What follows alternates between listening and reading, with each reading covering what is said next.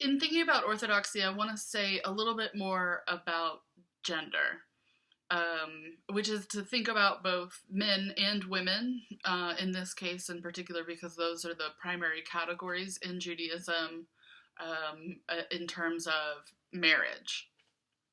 So, um, when we talked about orthodoxy in class today, we were thinking about, I think, the major theme of the ideas of the changing world and how people are responding to it, and the idea that orthodoxy might be described as a strict interpretation of halakha. So, if you think way back to when we read the chapter on the mitzvot, the commandments, in Satlow, there was a very short discussion of Jewish marriage. So we'll talk actually about the rituals for a wedding and a little bit more about marriage in Jewish law. But I want to think about it today since it came up. So in Judaism, only a man can ask for, or at least can grant, a divorce. If a woman wants a divorce, she has to ask her husband for it, and he could say no. It has happened and continues to happen, and that's a lot of what we talked about. So a Jewish divorce is called a get, G-E-T, just like the word in English. And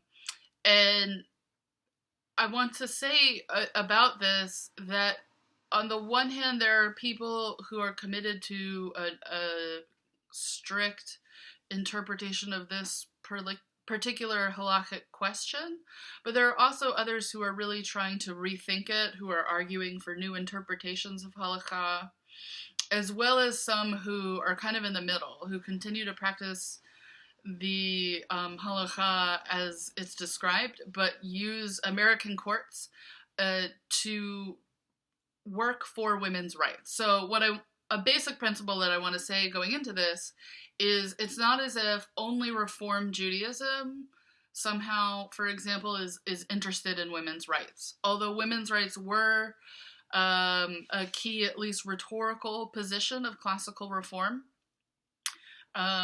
Reform Jews saw practices like nidah and women going to the mikveh as regressive, as backwards, and important to do away with. So for women who are in Orthodoxy, we can already see that those practices might have meanings that are not necessarily related to degrading women, but that they can be really valuable in how women understand themselves, their holiness, their connection to God, and their practice of Judaism. But in this case, as well, that we can say, okay, Orthodoxy decided to retain these practices of Jewish marriage and divorce, where only a man can grant a divorce. But it's not to say that just because people choose to be Orthodox or to kind of practice in a way that aligns with what we call orthodoxy, it's not to say that they don't care about women's rights or that they think that everything about halakha is unproblematic. So there are people who want to reinterpret a particular law that is related to women being called it's called an agunah, A-G-U-N-A-H. It literally means a chained woman.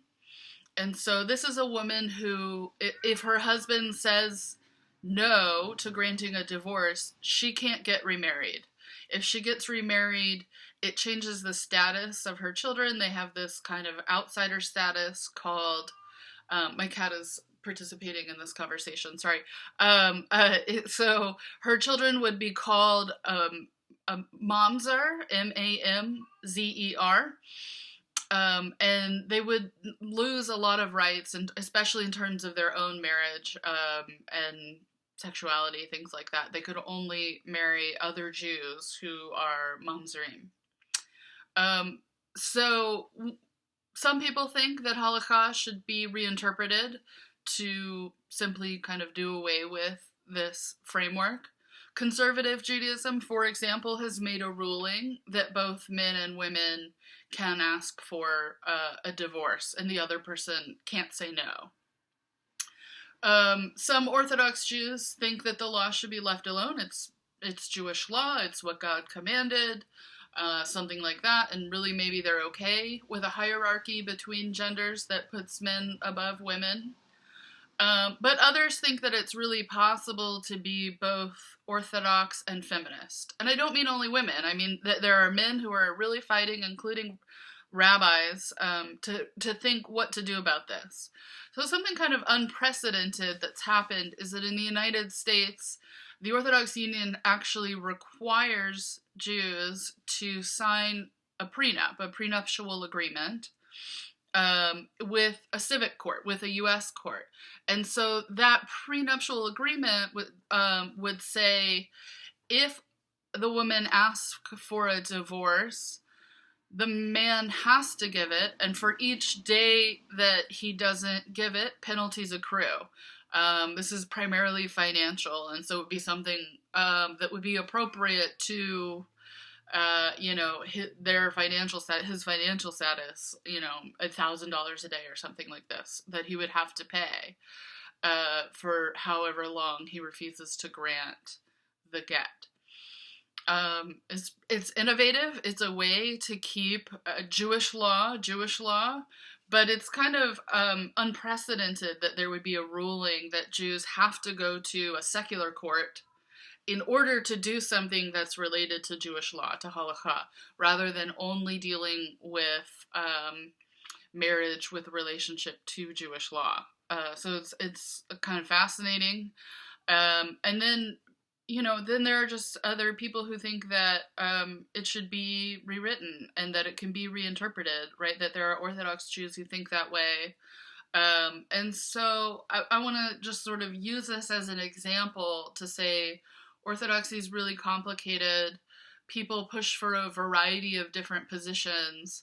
And if Jewish people become feminist, then what it means to practice feminism actually is related to what they find valuable is how they practice their Jewishness. And so Reform Jews are going to be thinking in certain ways about women's rights that are just not exactly the same as the needs of Orthodox feminists who are working within the framework of halakha. And then this other kind of in-between movement called conservative Judaism is committed to making changes based on interpreting halakha, unlike Reform Judaism, where it's simply okay to kind of do away with whichever practices people don't find valuable. And so it's a way of thinking intersectionally, that we have to think about gender, we have to think about kind of politics or ideology like feminism, we have to think about time period or location, being able to use American courts like that.